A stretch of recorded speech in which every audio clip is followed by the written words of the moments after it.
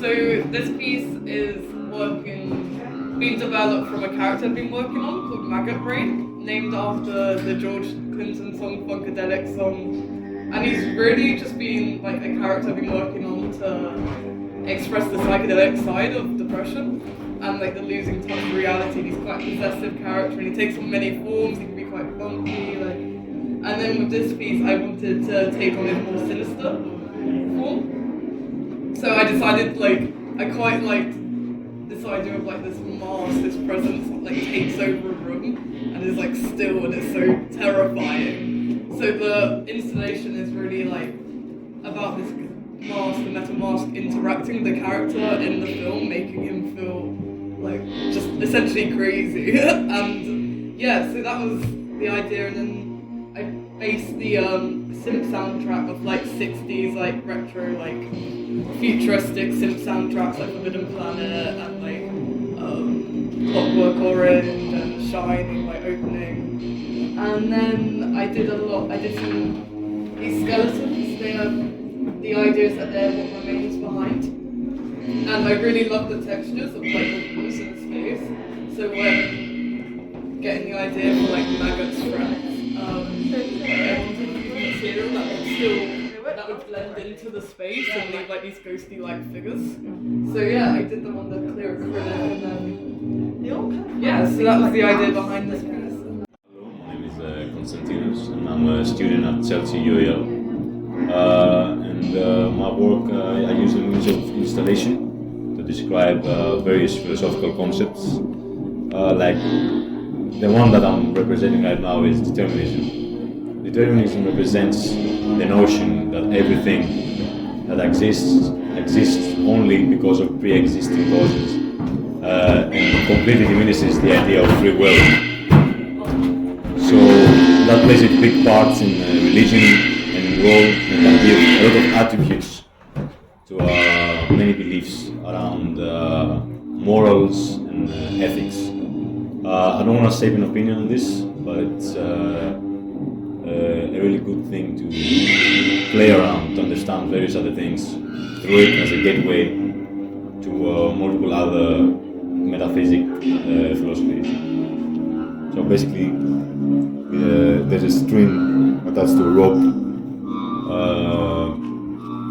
that creates ripples in the water, and those ripples in the water create actions, symbolizes the actions that life might take throughout its life that are caused by other actions, and that creates a pattern that's diminishing and creating itself over and over again.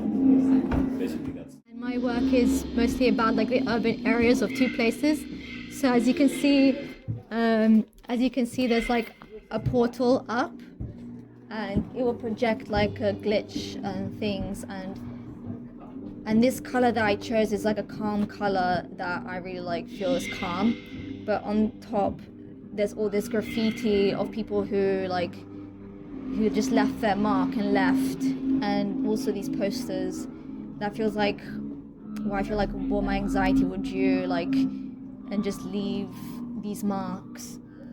And also putting like these cameras up and these posters that have like very controlling, monitored kind of side to it, like feeling you're always being controlled, or like always monitored, something's always lingering behind you, and just combining those kind of different things of like sinister ways.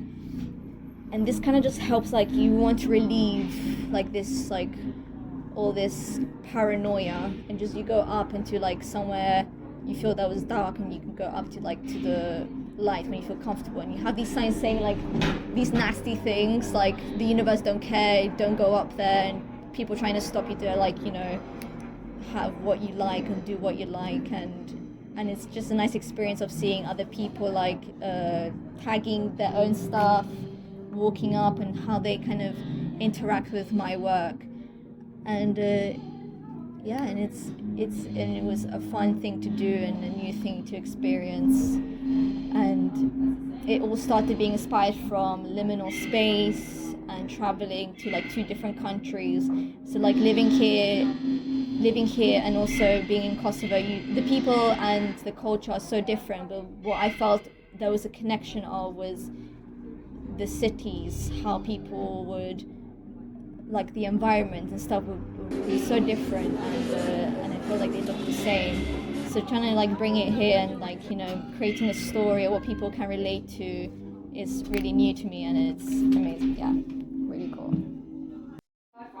Hi, I'm Natalia Cagliara. I am a student at UALChelsea Year 2, and this is our off-site show for the second year. Basically what I have for you today is like an abstract piece.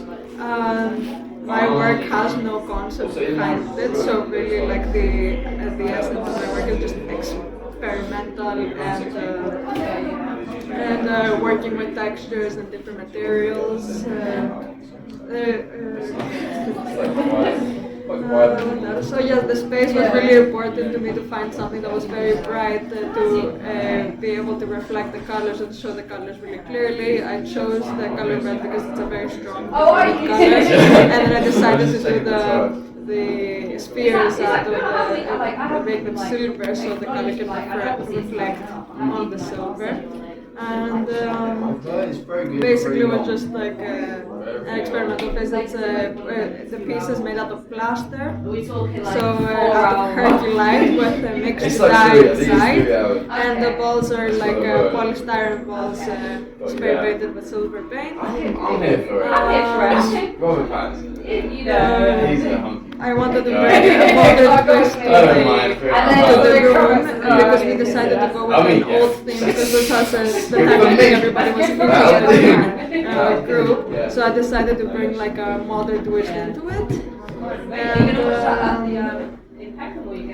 well, yeah, that's pretty much it. Hi, my name is Roisin, and I have been working in an exhibition, and all my work is based off a collection of postcards that I found at the end of a market, and it was a woman's whole life's collection, so from when she was living with her parents up to when she died. And I'm interested in finding like the patterns between like family relationships and different ways she communicates with people and how it changes over time, like when she's mostly in contact with people and when they drift apart. And I'm also quite interested in like the kind of nostalgic imagery that's involved in a lot of the postcards, and how they relate to her being English and like from London. I'm just exploring her life and like kind of making it into a fantasy of what I think her life could have been like through images that I think are like generally English kind of images. So I've done work with horses and like hawks that you can find in the UK. Yeah, and I'm quite inspired by like the colours that I use in postcards a lot, like the blues and the greens and like the kind of artificial, like beautiful weather kind of. So hello, my name is Miss UALChelsea. This piece is the survivor's remnants. Basically, I'm exploring the base of a London survivor in a post-apocalyptic setting.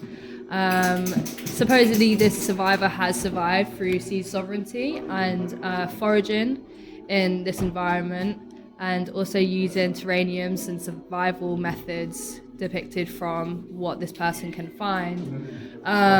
So the four main areas needed to survive in this sort of environment is water, fire, shelter and food, and I've really been exploring how this would be possible in a survival setting when the actual apocalypse is unknown. So in this one I've dreamed up, I'm kind of looking at how nature has kind of been used specifically to help keep this person alive. So we've got the person trying to keep their sanity and a little bedding area. I've also supplied some of the books that I've been using for my research as well.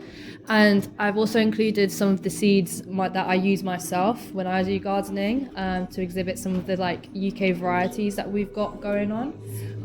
Looking at seed hybrids, and actually using organic ones that are actually made for specific areas of land as well.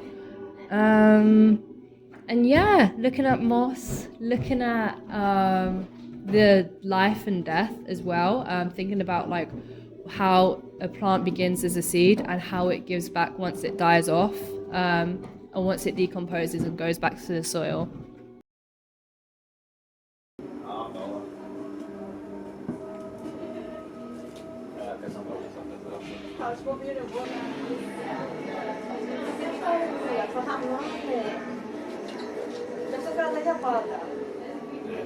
Yo soy